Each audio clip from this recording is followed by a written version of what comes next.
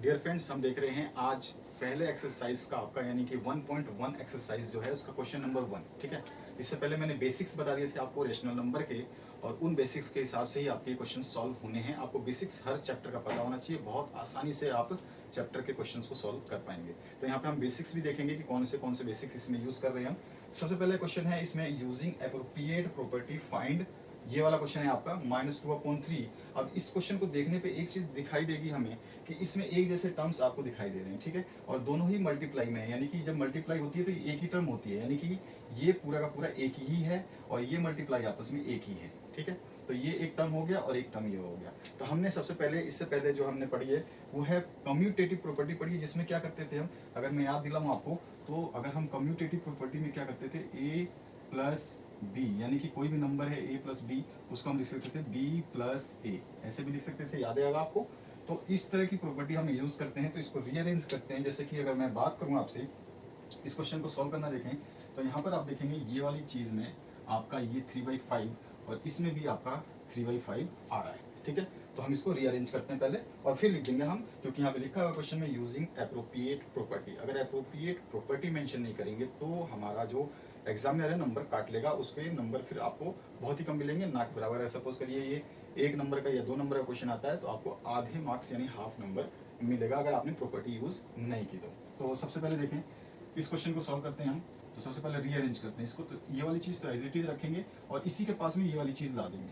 इस चीज़ को लाने से फ़ायदा क्या होगा, नुकसान क्या होगा, सारी चीज़ें बताऊंगा। तो यहाँ पे आ गया -2/3 इंटू ये 3/5 है, फिर ये वाली टर्म प्लस का जो ये वाली चीज़ है ना, ये सिंगल है, इसको छोड़ देते हैं और हम ये पूरी चीज़ लेंगे। ये जो माइनस आगे लगा हुआ है ये इसके साथ ही है, तो यहाँ पे लिखेंगे हम -3/5, फिर से इंटू में है ये 1/6। ठीक है, अब ये वाला टर्म बच गया जो कि पॉजिटिव है, तो ये प्लस वाला 5/2 हमने लिख दिया। अब देखेंगे इसमें एक चीज़ हमें दोनों, इसमें और इसमें ये चीज़ कॉमन मिल गई। ठीक है, तो हमने एक और, ये हमने जो अभी अरेंज किया तो इसको हम लिख सकते हैं कि कौन सी प्रॉपर्टी है आपकी।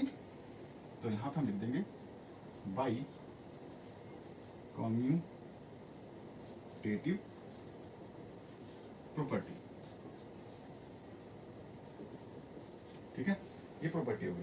अब दूसरा इसको हम देखते हैं, इसको अरेंज करते हैं कि हमने जो प्रॉपर्टीज पढ़ी थी उसमें एक डिस्ट्रीब्यूटिव प्रॉपर्टी पढ़ी थी। डिस्ट्रीब्यूटिव प्रॉपर्टी क्या कहती है, उसमें हम क्या करते हैं, जैसे कि कोई a है नंबर और यहाँ पर अंदर b प्लस c है, तो इसको हम लिख सकते थे a इंटू डी, यानी कि a into B plus a into C, यानी कि ये वाला नंबर इससे भी मल्टीप्लाई होगा और यही नंबर इससे भी मल्टीप्लाई होगा, बीच में प्लस का जो भी साइन होता है, नेगेटिव और पॉजिटिव वो करते हैं। तो यहाँ पे देखेंगे हमारे को इस तरह के ये नंबर दिए गए हैं। देखिए इन दोनों का, दोनों में ए कॉमन है, ये भी ये है, ये मान लेते हैं। तो ये चीज़ और ये चीज़ आपकी यहाँ पर अलग और यहाँ पे अलग लिखी हुई है, यही प्रॉपर्टी हम यूज़ करेंगे। और ये कौन सी प्रॉपर्टी हमारी, डिस्ट्रीब्यूटिव प्रॉपर्टी। तो चलिए इसको सॉल्व करके दिखाता हूँ मैं आपको। तो सबसे पहले इसमें और इसमें दोनों में कॉमन क्या है, तो 3/5 है, 3/5 है। कभी भी आपको अगर साइन कॉमन लेना नहीं आता तो कभी भी कॉमन मत लेना, नहीं तो आपसे गलती हो जाएगी और क्वेश्चन आपका आते हुए भी गलत हो जाएगा। तो क्वेश्चन को गलत नहीं करना है आपको। तो यहाँ पर देखिए माइनस प्लस आपको टेंशन नहीं लेना है, साइन कॉमन लेने से एक ही दिक्कत आती है, जिसको साइन कन्वर्जन सही नहीं आता वो गलत कर देता है, तो इसलिए आपको दिक्कत नहीं होगी। अगर आप साइन कन्वर्जन नहीं जानते हैं तो इसको कॉमन, नेगेटिव या पॉजिटिव को कभी भी कॉमन मत लेना। तो सिंपल है।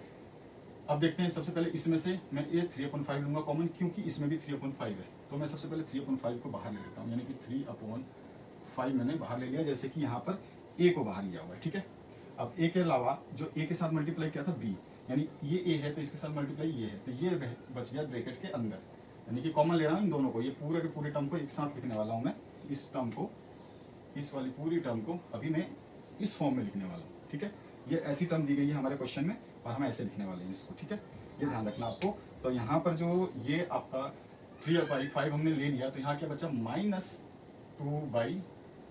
ठीक है, इन दोनों में से ये तो यहाँ है, तो इसके साथ जो मल्टीप्लाई वाला था वो ये रहा। अब यहाँ पर आपका नेगेटिव साइन है और ये नेगेटिव साइन इसके साथ भी, यानी कि ठीक है ये मल्टीप्लाई है ना, तो ये साइन आपका नेगेटिव जो है इसके साथ भी है, मल्टीप्लाई होगा तो नेगेटिव पॉजिटिव, नेगेटिव होता है ये आपको पता ही है। तो अब मैं क्या ले लूँगा, यहाँ पे माइनस का ये वाला 1/6 बच गया, 1/6। ठीक है, ये हो गया हमारा, इसको पूरा सॉल्व कर दिया।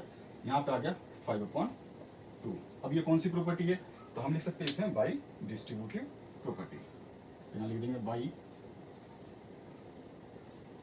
ड्यूटिव प्रॉपर्टी, ठीक है। तो बाय डिस्ट्रीब्यूटिव प्रॉपर्टी हमने ये करा है। क्यों हमने डिस्ट्रीब्यूटिव प्रॉपर्टी क्या कहती है, अभी मैंने स्टार्टिंग बताया था, ए इंटू बी प्लस सी हो, ए से अगर बी और सी को मल्टीप्लाई करें तो ए बी से भी मल्टीप्लाई होता है और ए सी से भी मल्टीप्लाई होता है, ए इंटू बी और ए इंटू सी।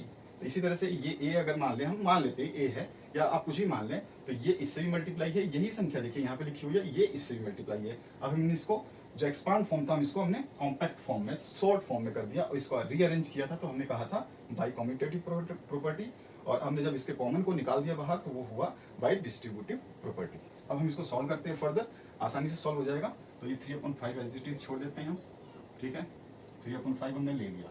अब 3/4 तो आपका कॉमन है। अब यहाँ पर ये आपका एलसीएम लेना है, एलसीएम तो सभी को पता है, एलसीएम 3 का और 6 का लेना है। मैं तो आपको पता ही होगा, आपने क्लासेस में पढ़ा है एलसीएम क्या होता है, लोएस्ट कॉमन फैक्टर, यानी वो संख्या जो दोनों ही टेबल में छोटी से छोटी हो और दोनों में आती हो, यानी 3 में भी वो टेबल में आए, 3 की टेबल में भी वो संख्या आनी चाहिए, वो नंबर आना चाहिए, 6 के टेबल में भी वो नंबर आना चाहिए, लेकिन वो छोटी होनी चाहिए। ये नहीं कि 60 ले लिया, 60 तो इसमें भी आता है इसमें भी आता है, लेकिन 60 बहुत बड़ा है, लेकिन हमें सबसे छोटी संख्या लेनी है जो दोनों की टेबल में आती है, उसी को हम एलसीएम बोलते हैं नॉर्मल फॉर्म में, ठीक है। एलसीएम क्या होता है, लोवेस्ट कॉमन फैक्टर, दोनों के लिए लोएस्ट संख्या कौन सी है जो दोनों की टेबल में आती है। यहाँ पे ले लेंगे 3 1 3 और फिर 3 से उठा 6 हो गया।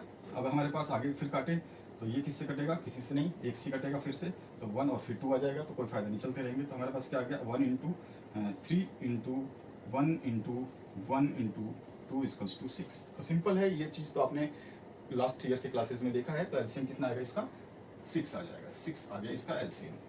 अब एलसीएम इसका 6 आया तो हमें क्या करना है, हमें सिंपली क्या करना है, देखिए एलसीएम हम जब लेते हैं तो ये देखते हैं इस वाली टेबल में ये एलसीएम कितनी बार में आ रहा है, यानी ये टेबल में 6 कितनी बार आ रहा है 3 की टेबल में, तो यहाँ पे देखेंगे 2 टाइम्स में आ रहा है ना, और इसमें कितनी बार में आ रहा है, तो इसमें 1 टाइम में आ रहा है।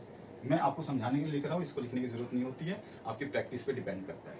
तो ये आ गया 3 से 2 टाइम्स, तो 2 वाला इसमें मल्टीप्लाई हो जाएगा और 1 वाला भी इसमें मल्टीप्लाई हो जाएगा, हमेशा ऊपर नीचे मल्टीप्लाई होता है, दिखाना नहीं पड़ता, याद रखना, मैं केवल आपको समझाने की कह रहा हूँ, बाकी मैं ऐसे डायरेक्ट भी करता हूँ। 3 2 जा 6 होता है, 2 से 2 मल्टीप्लाई करके -4 आ जाएगा, तो यहाँ पे हम लिख देंगे -4, ठीक है।